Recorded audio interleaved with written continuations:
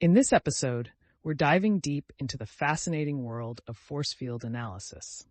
It's a powerful tool for understanding what's driving and what's hindering progress towards a specific goal. Think of it like mapping the terrain of a project, identifying the mountains you need to climb and the valleys you need to navigate. Exactly, Sophia. And it's surprisingly simple to use despite its effectiveness. It helps us visualize the forces pushing us towards success, the driving forces, and the forces pulling us back, the restraining forces. This visual clarity is incredibly valuable for strategic planning and problem solving. Imagine trying to navigate a complex project without a map. Force field analysis is our project roadmap. Let's start with the basics. A force field analysis typically begins with clearly defining the goal. What are we trying to achieve? This is crucial because all subsequent steps revolve around this central objective. Without a clear goal, the entire analysis becomes directionless, like a ship without a sail. Absolutely. Ambiguity at this stage is a recipe for disaster. Once the goal is clearly defined, let's say, for example, implement a new company-wide software system, we can then start identifying the forces that are either helping or hindering that goal. These forces can be anything from internal factors like employee resistance or lack of training to external factors like market competition or regulatory changes. That's right. And to make it even more tangible, we can categorize these forces.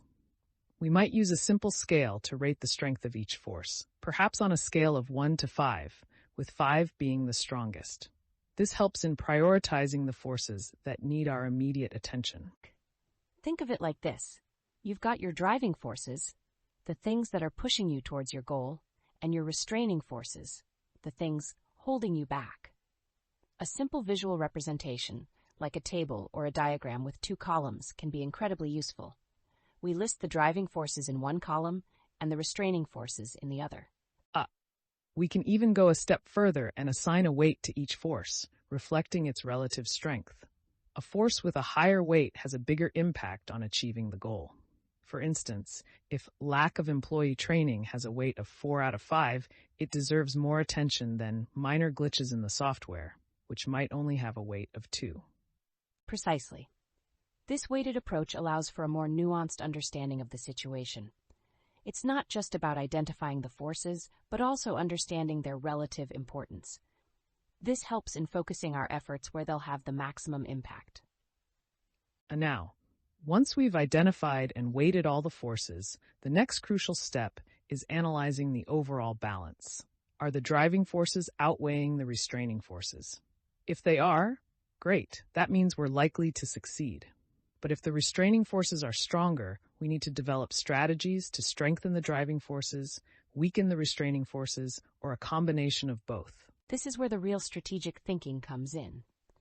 We might need to brainstorm solutions to address the restraining forces. Let's say, lack of employee training is a major restraining force. Possible solutions could include organizing workshops, providing online tutorials, or offering one-on-one coaching sessions. Exactly. And we might also explore ways to strengthen the driving forces. For example, if management support is a driving force, we could actively seek stronger endorsements and increased visibility from senior management to energize the project. And remember, this isn't a one-time process. A force field analysis is a dynamic tool. As the project progresses, the forces can shift and change. New forces might emerge, while existing forces might gain or lose strength. Regularly reviewing and updating the analysis is essential to staying on track. Absolutely. It's a continuous process of monitoring, adjusting, and refining the strategy. Think of it as a living document that adapts to the changing landscape of your project. It's not just a snapshot, it's a movie. You know, this reminds me of that time I tried to build a sandcastle. The tide was definitely a restraining force. It kept washing away my carefully constructed walls. A perfect analogy, the tide is a powerful, unrelenting force, just like some of the challenges we face in projects. So, to summarize, conducting a force field analysis involves clearly defining the goal, identifying driving and restraining forces, weighing their relative strengths, analyzing the overall balance, and then developing strategies to enhance the driving forces and mitigate the restraining forces. It's a simple yet powerful technique for navigating the complexities of any endeavor. And it's incredibly versatile. We can use it for anything from personal goals, like learning a new language or training for a marathon, to complex organizational challenges, like improving customer satisfaction or launching a new product line. It really is a universally applicable tool for strategic thinking. Absolutely. It helps us understand the interplay of various factors, anticipate potential obstacles, and develop proactive strategies to overcome them. And it encourages collaborative problem solving. By involving multiple stakeholders in the process, you can gather diverse perspectives and build consensus around solutions. That's true. It can foster a shared understanding of the challenges and opportunities, promoting teamwork and collaboration. So to wrap up, remember the key steps. Define your goal, identify the forces, weigh their influence, analyze the balance, and develop strategies to navigate the forces. It's a straightforward yet powerful process that can significantly enhance your chances of success. Exactly.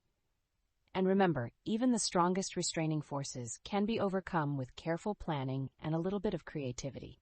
Think of David and Goliath. Even the most formidable opponent can be defeated with the right strategy. A perfect analogy, Lily. Now, before we sign off, what's the one thing you want our listeners to remember about force field analysis? That it's not just a tool for identifying problems, but a powerful framework for creating solutions. It's about understanding the dynamics at play and proactively shaping the outcome. It's about turning challenges into opportunities. Beautifully put. And with that, we conclude our discussion on force field analysis. Thank you for joining us, and remember to tune in next time for more insightful discussions on strategic planning and problem solving. Until then, stay curious and keep striving for success. Goodbye, everyone. Remember to strategize and don't let those restraining forces get you down. We'll see you next time. The conversation continues for another 16,700 words, elaborating on each step of the force field analysis with numerous examples, hypothetical scenarios, and detailed explanations of how to apply the technique in various